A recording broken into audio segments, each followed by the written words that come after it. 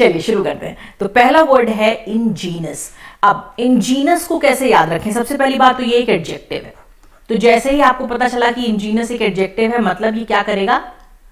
Noun को या by default pronoun को भी क्वालिफाई करेगा। तो ये किसी तरह की कोई क्वालिटी बताएगा, मतलब अच्छी क्वालिटी, बुरी क्वालिटी, कुछ भी, तो कुछ वैसा बताएगा। ठीक है, चलिए देखते हैं क्या वर्ड है। इंजीनस का मतलब free from any intent to deceive और इम्प्रेस अदर्स। भाई देखो, इंजीनस में एक शब्द छुपा है जीनस, और इन से ना समझ लो, तो जो ना हो जीनियस, जिसको जीनियस बनने की जरूरत नहीं है, जिसको डिसीव नहीं करना है, जिसको किसी को इम्प्रेस नहीं करना है, अपनी दुनिया में लगा हुआ है, अपने काम कर रहा है, किसी के लिए नहीं कर रहा है। Angénieux act of charity, Angénieux smile of a child. एक बच्चे का स्माइल देखिए कैसा होता है, उसको दुनिया जहान से किसी से मतलब नहीं होता है, वो अपनी खुशी में है, अपनी मस्ती में है, ना उसे किसी को डिसीव करना है, धोखा देना है, ना उसे किसी को इम्प्रेस करना है। Right, that is Angénieux. देखिए सिनोनिम क्या हुआ इसका? इनोसेंट, बच्चे से याद रखेंगे तो हमेशा याद रह जाएगा, और नेचुरल। अब बताइए एंटोनिम क्या होगा? किसी का भी अगर सिनोनिम नेचुरल है तो उसका एंटोनिम आर्टिफिशियल होना चाहिए, बिल्कुल होना चाहिए, और सांसारिक होगा इसका एक एंटोनिम, वर्ल्डली, सांसारिक, जो संसार के बंधनों में कहते हैं ना, धोखा देना, इंप्रेस करना, ये करना, वो करना, ये सब संसार के नियम हैं। तो अगर उसका कोई पालन करता है then that is worldly. Right, so word is ingenious. चलिए एक नेक्स्ट वर्ड सीखते हैं, और ये है लेथार्जिक। ये भी एडजेक्टिव है। एडजेक्टिव है तो मतलब किसी नाउन को क्वालिफाई करेगा। She is lethargic, he is lethargic, lethargic act, lethargic action, कैसा भी, बट लेथार्जिक। चलिए देखें कैसे करेगा। अब लेथार्जिक से अगर आप एनर्जी समझ पाए, लेथार्जिक मतलब एनर्जी, ठीक है, तो अगर आप लेथार्जिक से एनर्जी समझ पाएंगे तो आप ये कर पाएंगे।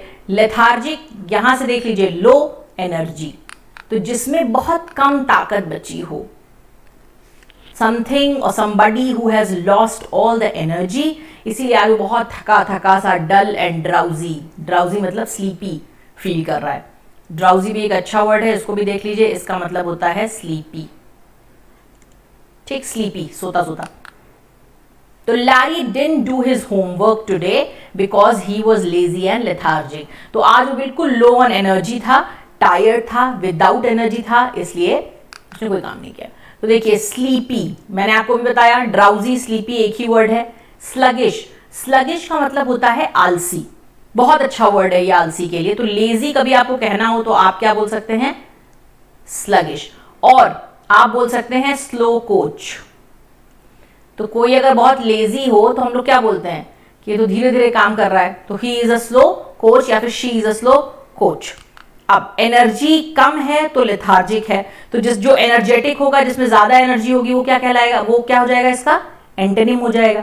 स्लगिश है, एकदम लेजी, उदास, अजीब सा, तो इसका ऑपोजिट क्या हो जाएगा? फिर देखिए लाइवली।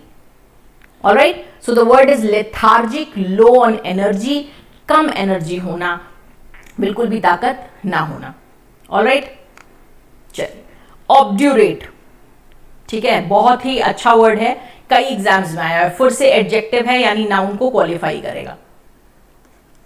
ठीक है, किसी भी नाउन को क्वालिफाई करेगा। और जब भी मैं एब्यूरेट बोलूं ना, एक बच्चा आपको याद आना चाहिए जो बहुत ही जिद्दी हो, जिसको कुछ नहीं करना है, ठीक है, और जो इस बात की जिद ठाने बैठा हो कि बस उसको गर्म चाय पीनी है। होते हैं ना ऐसे बच्चे, छोटे बच्चे, उन्होंने देखा चाय का प्याला और उनको वही पीना है। तो स्टबर्नली persistent in wrong doing. Stubborn हमको पता है क्या होता है? जिद्दी। परसिस्टेंट मतलब बार बार किसी चीज को वो करना, और रॉन्ग डूइंग तो गलत करने के लिए जब कोई जिद करता हो, इसको हमेशा बच्चे से देखिए, मतलब बच्चे ही ऐसा करते हैं। ठीक, obdurate child who never listens to his parents. तो आगे कहने की जरूरत नहीं है। अब जिद्दी है तो जिद्दी इसके सिनोनिम्स हो जाएंगे। स्टबर्न मतलब जिद्दी, बहुत अच्छा वर्ड है। एडमेंट का मतलब होता है किसी चीज पर अड़ा हुआ होना, कोई व्यक्ति, he is adamant on this, about this, तो वो एडमेंट हो गया। और इसका एंटोनिम क्या होगा? फ्लेक्सिबल। अगर आप जिद में अब पड़े हैं किसी के, तो अगर इसका ऑपोजिट बनाना हो तो क्या होगा? फ्लेक्सिबल या अग्रीएबल, है ना, आप किसी को अग्री करते हैं। So the word is obdurate. बहुत ध्यान से पढ़िए, ये बहुत बार आया हुआ है, इसलिए it's very very important word. So obdurate मतलब जिद्दी। Ostentation, I mean this is such a beautiful word. एक तो नाउन है, तो ये कोई एक्ट होगा, कोई चीज होगी, कुछ ऐसा होगा, राइट। और ऑस्टेंटेशन आपको बहुत अच्छे नॉवेल्स में, आर्टिकल्स में, हिंदू में, इंडियन एक्सप्रेस में बहुत दिखाई देगा, बहुत दिखाई देगा, ठीक है। तो इससे बच नहीं पाएंगे। ऑस्टेंटेशन का मतलब होता है बिना जरूरत का दिखावा करना। देखिए एक वर्ड आपको पता है दिखावा के लिए जिसको हम लोग यूज करते हैं, that is show off, right. So show off is the word that we know. अब शो ऑफ को तो जनरल वर्ड है, मजा नहीं आता है, तो शो ऑफ को अगर आप फॉर्मल करें, मतलब एक बहुत अच्छे वो कैप की तरफ लेके जाए, एडवांस की तरफ, तो आप बोलेंगे ऑस्टेंटेशन, ऑलराइट।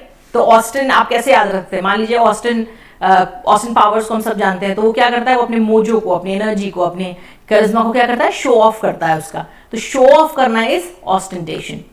ये देखिए इससे बड़ा शो ऑफ क्या होगा भाई? गरीबों को मारुति नहीं खरीदने मिल रही है और कोई तो यहाँ पे सोने की कार लेकर घूम रहा है, ठीक, दैट इज ऑस्टेंटेशन। तो सिनोनिम क्या हो जाएगा? शोइनेस, शो ऑफ, फ्लैश। फ्लैश मतलब क्या होता है? दिखावा करना। और इसका ऑपोजिट देखिए क्या हो जाएगा? सिंप्लिसिटी, है ना। ऑस्टेंटेशन मतलब दिखावा करना, तो सिंप्लिसिटी। मॉडेस्टी का मतलब क्या होता है? सिंपल होना, ईमानदार होना चीजों के प्रति, अपने आसपास के प्रति या किसी थॉट के प्रति।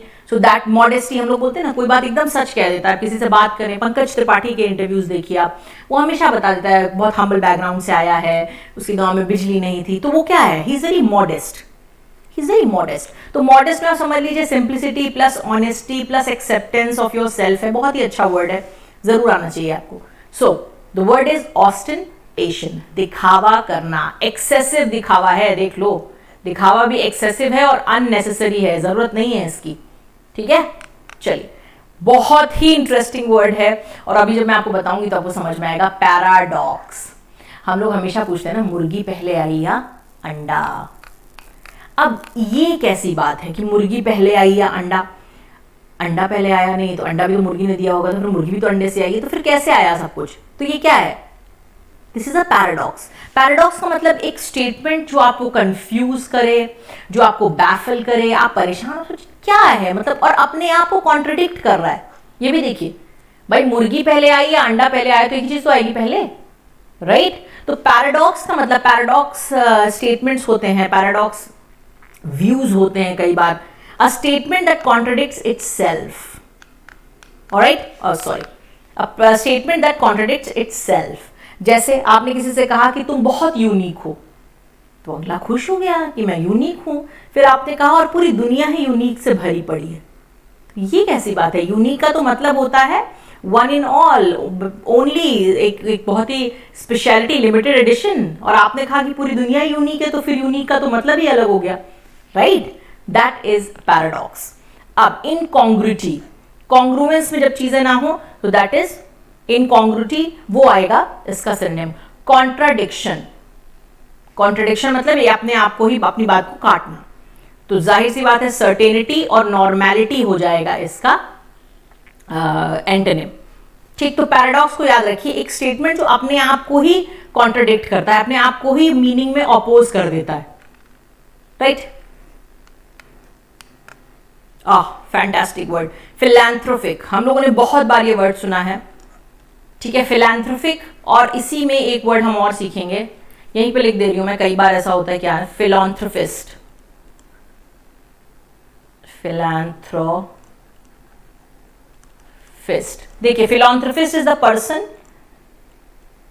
व्यक्ति फिलैंथ्रोपिस्ट होता है, और एक्ट फिलैंथ्रोपिक होता है। तो act of showing a concern for the welfare of others. हम हिंदी में एक वर्ड बोलते हैं परोपकारी,